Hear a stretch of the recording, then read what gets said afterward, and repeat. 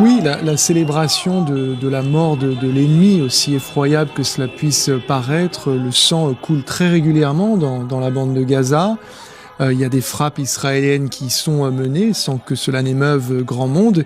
Et eux, de leur côté, eh bien aujourd'hui, leur seule manière d'exister aux yeux de la communauté internationale, c'est de réussir à tuer de l'autre côté des lignes de démarcation.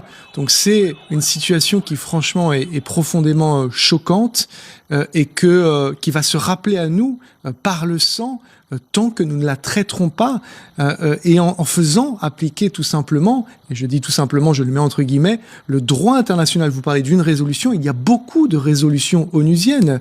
Il faut rappeler que le statut de Jérusalem est unique au monde. C'est une ville, un corpus separatum, qui n'appartient à personne. Elle n'appartient à aucun pays et le statut final de cette ville doit faire l'objet de négociations entre les deux parties sous médiation d'un médiateur qui s'est avéré être très parfait, qui en tous les cas, si vous voulez, ne voit pas le droit international agir en sa faveur, ne voit pas les conditions de vie. Ça n'excuse jamais le terrorisme. Absolument pas, absolument pas. Mais si vous voulez, cette jeunesse palestinienne, la bande de Gaza, je crois que la moyenne d'âge, ça doit être quelque chose comme 20 ans, peut-être 25 ans maximum. C'est l'endroit qui a la densité de population la plus forte au monde. C'est 300 km², peut-être un peu plus de 2 millions d'habitants. Ces gens-là vivent sous un double blocus, imposé à la fois par Israël et par l'Égypte au sud.